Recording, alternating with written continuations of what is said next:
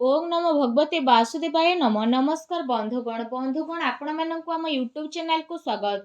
बंधुगण आज भिडियो आमे आपण मानक कहवाक जाऊँ 25 और 26 तारीखर दिन आपणकर किपरि सब्यस्त हेबो ता सहित जदि कहबा ए दुई दिन रे ଆପଣଙ୍କ ପାଇଁ ବିଶେଷ ଭାବରେ କିପରି ସ୍ଥିତି ରହିବ, କେଉଁ ସବୁ ଜିନିଷରେ ଆପଣଙ୍କୁ ଫାଇଦା ହେବ, କେଉଁ ସବୁ ଜିନିଷରେ ଆପଣଙ୍କୁ ସାବଧାନତା ଅବଲମ୍ବନ କରିବାକୁ ପଡ଼ିବ, ଆପଣଙ୍କର ଲଭ୍ ଲାଇଫ୍ କିପରି ରହିବ, କ୍ୟାରିୟର କିପରି ରହିବ, ବିଜନେସ୍ ଆଉ ବ୍ୟାପାର କିପରି ରହିବ, ତା ସହିତ ସ୍ୱାସ୍ଥ୍ୟର ମହତ୍ତ୍ୱପୂର୍ଣ୍ଣ ଇନଫର୍ମେସନ୍ ମଧ୍ୟ ଆମେ ଆପଣମାନଙ୍କୁ ଭିଡ଼ିଓରେ କହିବୁ। ଆଉ ଏ ଭିଡ଼ିଓ ଶେଷରେ ଆମେ ଆପଣମାନଙ୍କୁ କିଛି ଉପାୟ ବିଷୟରେ ମଧ୍ୟ କହିବୁ, ଯାହାଦ୍ୱାରା ଆପଣ ଏ ଦୁଇ ଦିନକୁ ଆହୁରି ଅଧିକ ଶୁଭ ଓ ମଙ୍ଗଳଦାୟକ ସାବ୍ୟସ୍ତ କରିପାରିବେ। ଆଗକୁ ଭିଡ଼ିଓ ଆରମ୍ଭ କରିବା ପୂର୍ବରୁ ଆମର ଆପଣଙ୍କୁ ରିକ୍ୱେଷ୍ଟ, ଯଦି ଆପଣ ଆମର ଏ ଚ୍ୟାନେଲରେ ନୂଆ କରି ଆସିଛନ୍ତି ଚ୍ୟାନେଲକୁ ସବସ୍କ୍ରାଇବ୍ କରନ୍ତୁ, ସାଙ୍ଗରେ ନୋଟିଫିକେସନ୍ ବେଲ୍କୁ ମଧ୍ୟ ଅନ୍ କରନ୍ତୁ, ଯାହାଦ୍ୱାରା ସମୟ ସମୟରେ ସହ ନୂଆ ନୂଆ ଭିଡ଼ିଓର ନୋଟିଫିକେସନ୍ ଆପଣଙ୍କୁ ମିଳିଯିବ। ତ ଆସନ୍ତୁ ଜାଣିବା କିପରି ରହିବ 25 ଆଉ 26 ତାରିଖର ଦିନ ଆପଣଙ୍କ ପାଇଁ। ଯଦି ସବୁଠାରୁ ପ୍ରଥମେ ଆମେ ଆପଣମାନଙ୍କୁ କହିବୁ ବିଶେଷ ଭାବରେ କି କ'ଣ ଆପଣଙ୍କ ପାଇଁ ଏ ଦୁଇ ଦିନରେ ବିଶେଷ ଭାବରେ ପଜିଟିଭ୍ ରହିବା ପାଇଁ ଯାଉଛି। ଯଦି କହିବା ଫ୍ରେଣ୍ଡସ୍, ଘର ପରିବାରରେ ଦୁଇ ଦିନରେ କୌଣସି ଶୁଭ କାର୍ଯ୍ୟ ସମ୍ପନ୍ନ ହେବାର ବିଶେଷ ସମ୍ଭାବନା ବନୁଛି। ପରିବାରର ଉତ୍ସବର ମାହୋଲ ମଧ୍ୟ ଆପଣଙ୍କର ବନିବ। ସନ୍ତାନ ପକ୍ଷକୁ ନେଇ ଏ ଦିନରେ ଆପଣଙ୍କର ଚିନ୍ତା ମଧ୍ୟ ବଢ଼ିପାରେ ତଥା ଆପଣଙ୍କୁ କୌଣସି ବି ପ୍ରକାରର କୌଣସି ସହଯୋଗ ପ୍ରାପ୍ତ ହେବାର ବିଶେଷ ଭାବରେ ଭଲ ସମ୍ଭାବନା ବନୁଛି। ଏମିତିରେ ଭାବି ଚିନ୍ତି ରଣନୀତି ନେଇକି କାର୍ଯ୍ୟ ଆପଣ କରନ୍ତୁ, ଯାହାଦ୍ୱାରା ଘରେ ଆପଣଙ୍କର ପଦପ୍ରତିଷ୍ଠା ବଢ଼ିବ।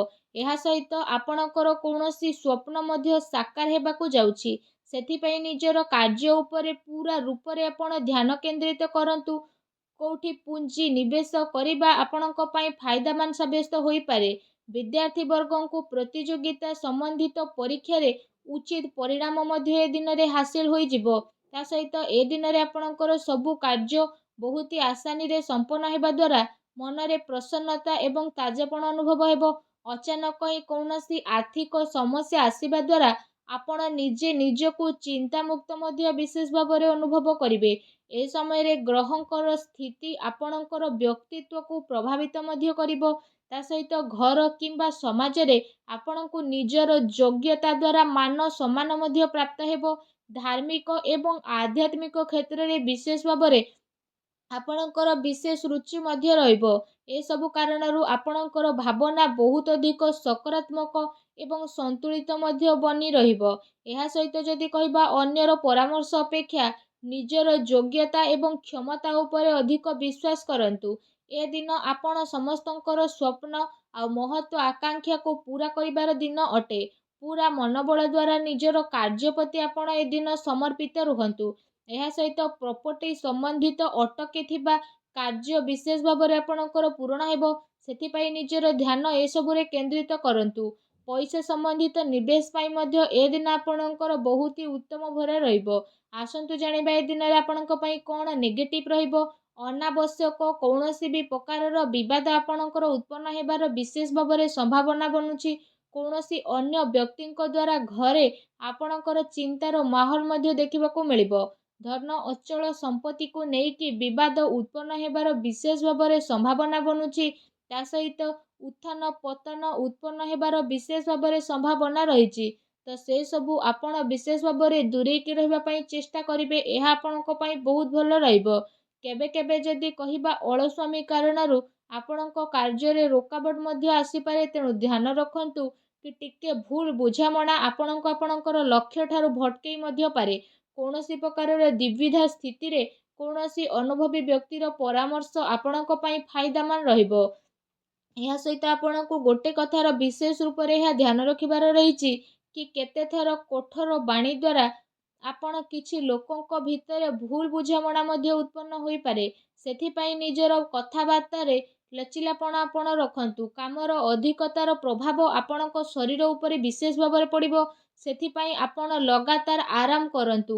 ଏହା ସହିତ ଯଦି କହିବା ଇଗୋ ଏବଂ ଅତି ଆତ୍ମବିଶ୍ୱାସର ଭାବନା ଆପଣଙ୍କର ମୁଖ୍ୟ କମଜୋରି ରହିବ। ଏଥିରେ ଆପଣଙ୍କୁ କାବୁ ବନେଇ ରଖିବାର ଆବଶ୍ୟକତା ରହିଛି, କାରଣ ଏ କାରଣରୁ କିଛି ଲୋକଙ୍କ ସହ ସମ୍ବନ୍ଧ ଆପଣଙ୍କର ଖରାପ ମଧ୍ୟ ହୋଇପାରେ। ମିତ୍ରଙ୍କ ସହିତ ନିଜର ବ୍ୟର୍ଥ ଟାଇମ୍କୁ ସ୍ପେଣ୍ଡ କରନ୍ତୁ ନାହିଁ। ଏହା ସହିତ କୌଣସି ବାହାର ବ୍ୟକ୍ତିଙ୍କର ହସ୍ତକ୍ଷେପ କାରଣରୁ କିଛି ଚିନ୍ତା ମଧ୍ୟ ଘରେ ଉତ୍ପନ୍ନ ହୋଇପାରେ। ଆଉ ଘରର ବଡ଼ ବୃଦ୍ଧଙ୍କର ଅପମାନ ହେବାର ବିଶେଷ ଭାବରେ ଆଶଙ୍କା ରହିଛି। ଏହା ସହିତ ଖର୍ଚ୍ଚର ମଧ୍ୟ ଏ ଦିନରେ ଅଧିକତା ହେବା କାରଣରୁ ବଜେଟ୍ ମଧ୍ୟ ଆପଣଙ୍କର ବିଗିଡ଼ିପାରେ। ତେଣୁ ଆପଣ ସାବଧାନ ରୁହନ୍ତୁ। ଆସନ୍ତୁ ଜାଣିବା ଏ ଦିନରେ ଆପଣଙ୍କର ଲଭ୍ ଲାଇଫ୍ କିପରି ରହିବ। ପତି ପତ୍ନୀଙ୍କର ଆପୋଷିକ ମଧୁର ସମ୍ବନ୍ଧ ରହିବ। ତା ସହିତ ବ୍ୟସ୍ତତା ପରେ ମଧ୍ୟ ପରିବାର ସହ ଆପଣ ଆପଣଙ୍କର ଟାଇମ୍କୁ ସ୍ପେଣ୍ଡ କରିବେ। ଆଉ ଘରର ବାତାବରଣକୁ ଆହୁରି ଅଧିକ ଖୁସି ଭରା କରିବେ। ପରିବାର ସହିତ ମନୋରଞ୍ଜନ ଏବଂ ସପିଂରେ ଆପଣ ଆପଣଙ୍କ ଟାଇମ୍କୁ ସ୍ପେଣ୍ଡ କରିବେ। ଏହାଦ୍ୱାରା ଘରେ ଖୁସିର ମାହୋଲ ଆହୁରି ଅଧିକ ରହିବ। ତା ସହିତ ଅବିବାହିତ ଲୋକଙ୍କ ପାଇଁ ଏ ଦିନରେ କୌଣସି ଭଲ ପ୍ରସ୍ତାବ ମଧ୍ୟ ଆସିପାରେ, ଯାହାଦ୍ୱାରା ଆପଣଙ୍କ ମନ ବହୁତ ହି ପ୍ରସନ୍ନ ରହିବ। ଆସନ୍ତୁ ଜାଣିବା ଏ ଦିନରେ ଆପଣଙ୍କର ବ୍ୟବସାୟିକ କ୍ୟାରିୟର କିପରି ରହିବ। ପୂର୍ବ କିଛି ଦିନରୁ ଯେଉଁ ବିଜନେସ୍ ପାର୍ଟିରେ ଆପଣଙ୍କର ଭଲ କଥାବାର୍ତ୍ତା ଚାଲି ଆସୁଥିଲା, ଯଦି କହିବା ଏବେ ସେ ସବୁର ବହୁତ ଭଲ ପରିଣାମ ଆପଣଙ୍କୁ ସାମ୍ନାକୁ ଆସିବ। ମହତ୍ତ୍ୱପୂର୍ଣ୍ଣ ଉପଲବ୍ଧି ଏ ଦିନରେ ଆପଣଙ୍କୁ ପ୍ରାପ୍ତ ମଧ୍ୟ ହେବ।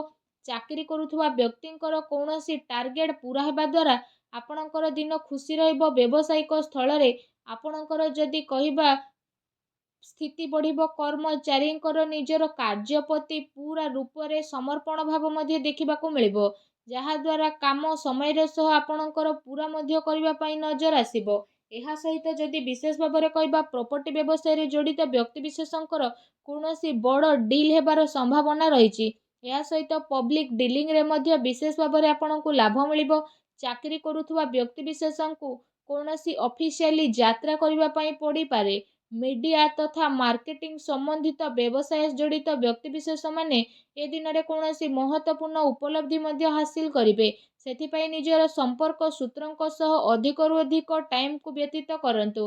ଏହା ସହିତ ଏ ଦିନରେ ଆପଣଙ୍କୁ କାର୍ଯ୍ୟକ୍ଷେତ୍ରରେ ପରିଶ୍ରମର ଅନୁରୂପ ଉଚିତ ପରିଣାମ ମଧ୍ୟ ହାସିଲ ହେବ, ଯାହାଦ୍ୱାରା ଆପଣଙ୍କର ମନ ମଧ୍ୟ ବହୁତ ଅଧିକ ପ୍ରସନ୍ନ ରହିବ। ଆସନ୍ତୁ ଜାଣିବା ଏ 2 ଦିନରେ ଆପଣଙ୍କ ସ୍ୱାସ୍ଥ୍ୟ କିପରି ରହିବ।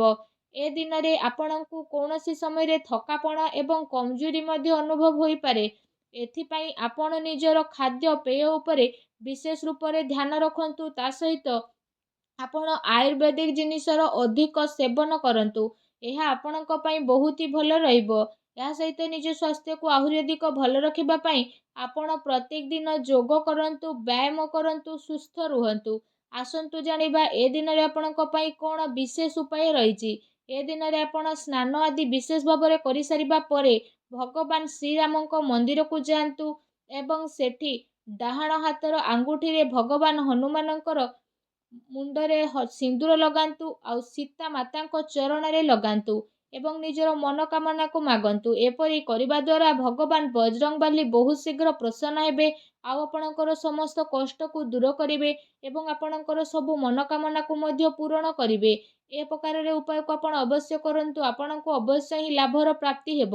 ଭଗବାନ ବଜରଙ୍ଗବାଲିଙ୍କ ଆଶୀର୍ବାଦ ଆପଣଙ୍କୁ ପ୍ରାପ୍ତ ହେଉ। ସଚ୍ଚା ଦିଲରେ କମେଣ୍ଟ ବକ୍ସରେ ଜୟ ବଜରଙ୍ଗବାଲି ଅବଶ୍ୟ ଲେଖନ୍ତୁ ଓ ଭିଡ଼ିଓକୁ ଲାଇକ୍ କରିବା ପାଇଁ ଆଦୌ ବି ଆପଣ ଭୁଲନ୍ତୁ ନାହିଁ। ଧନ୍ୟବାଦ।